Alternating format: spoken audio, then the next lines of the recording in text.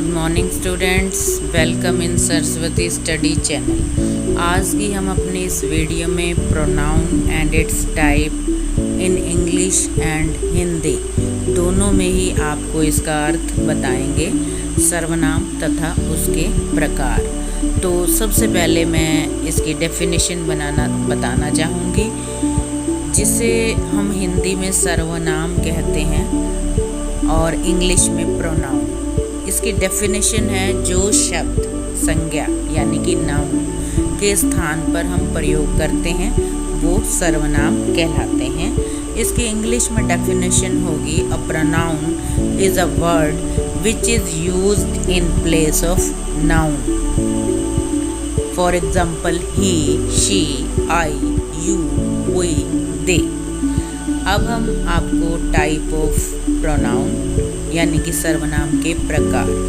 तो सबसे पहला है पर्सनल प्रोनाउन, जिसे हम हिंदी में पुरुषवाचक सर्वनाम कहते हैं। जिन शब्दों से बोलने वाले यानी कि स्पीकर और सुनने वाले यानी कि लिसनर तथा जिसके बारे में हम बात कर रहे होते हैं, इन सब का बोध हो यानी कि पता चले, वहाँ पर्सनल प्रोनाउन यानी कि पुरुषवाचक सर्वनाम होता है।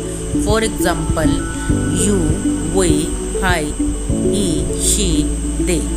नेक्स्ट है हमारा रिफ्लेक्सिव प्रोनाउन यानी कि निजवाचक सर्वनाम। जब किसी क्रिया यानी कि वर्ब का नॉमिनेटिव तथा ऑब्जेक्टिव दोनों ही एक ही व्यक्ति या वस्तु हों, एक ही व्यक्ति या फिर वस्तु हों, तो हम उस ऑब्जेक्ट के लिए जिस भी प्रोनाउन का प्रयोग करते हैं उसे रिफ्लेक्सिव प्रोनाउन यानी कि निजवाचक सर्वनाम कहते हैं।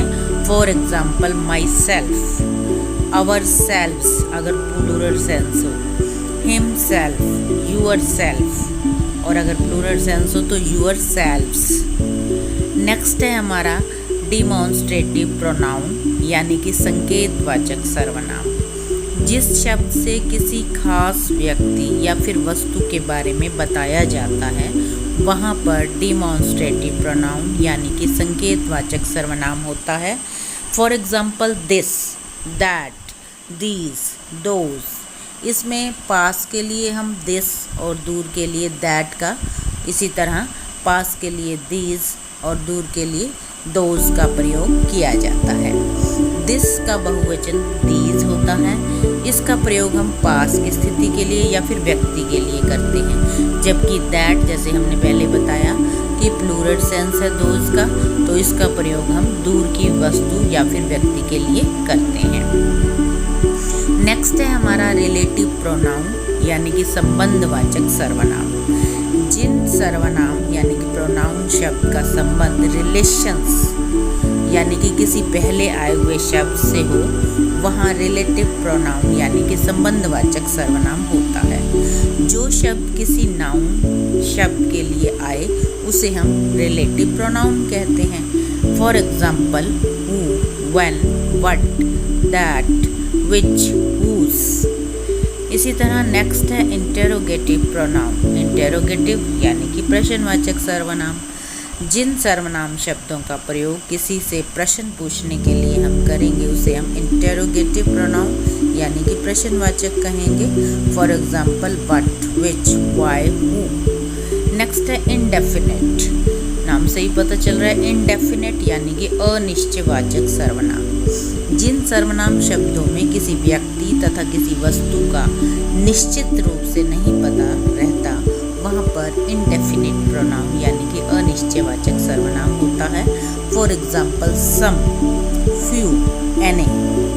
नेक्स्ट है डिस्ट्रीब्यूटिव प्रोनाउन यानी कि विभाग बोधक सर्वनाम। जिन सर्वनाम शब्दों में दो या फिर दो से अधिक व्यक्तियों में से सबका अलग अलग बोध किया जाता है, उन्हें डिस्ट्रीब्यूटिव प्रोनाउन यानी कि विभाग बोधक सर्वनाम कहते हैं। फॉर एग्जाम्पल है ईच, एनीवन, नाइदर, नन। तो ये थे pronoun and its type in English and Hindi. आशा करते हैं आपको ये क्लियर हुए होंगे। हमारी वीडियो को ज़रूर सुनें, लाइक करें और चैनल को सब्सक्राइब अवश्य करें।